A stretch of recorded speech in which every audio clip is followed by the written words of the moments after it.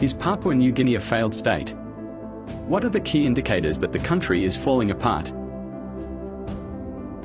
A failed state is a government that has become incapable of providing the basic functions and responsibilities of a sovereign nation, such as military defense, law enforcement, justice, education, or economic stability. Common characteristics of failed states include ongoing civil violence, corruption, crime, poverty, illiteracy, and crumbling infrastructure. Even if a state is functioning properly, it can fail if it loses credibility and the trust of the people. The law enforcement in Papua New Guinea, either the military or police, do not have the capability to handle internal conflicts but are well known to interfere in politics. The recent events unfolding with the looting in Port Moresby and fighting in Enga province made it easier to justify the fact that there is incompetency and corruption in managing of the law enforcement in the country. The justice system in Papua New Guinea is very corrupt, as it has obviously been serving the interest of major political groups. Major political scandals remain unresolved, with the likes of UBS loan and the Paraka case.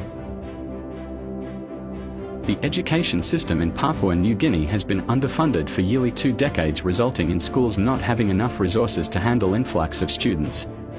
Poor quality education is a key indicator in a failed state, which means there are more illiterate people who are unemployed, cannot make logical decisions based on common sense.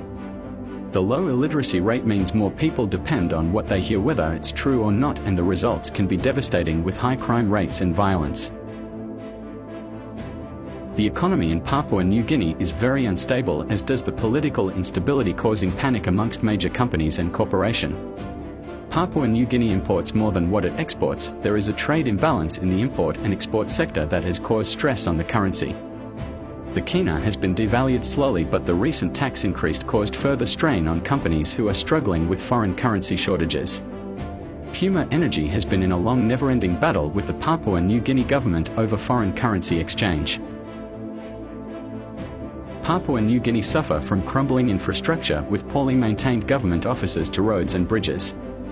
Pre-independence buildings are found to be still standing in many areas of Papua New Guinea, with some areas inaccessible due to road conditions or rotten bridges. The Connect PNG program, purely funded by Australian to build roads and bridges, does seem to help in some way, but was heavily scrutinised for nepotism over the party's winning of government contracts.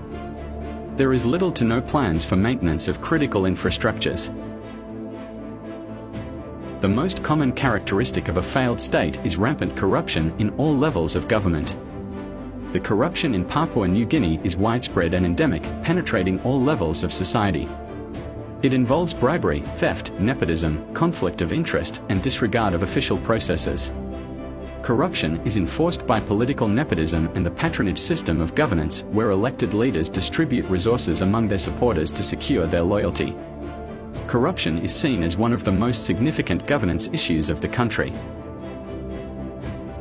Papua New Guinea is a failing state and has become incapable of providing the basic functions of government, such as law enforcement and justice, military defense, education, and a stable economy. Failed states have lost the trust of the people and tend to suffer from civil violence, crime, internal corruption, poverty, illiteracy, and crumbling infrastructure. Factors contributing to state failure include insurgency, high crime rates, overly bureaucratic processes, corruption, judicial incompetence, and military or police interference in politics.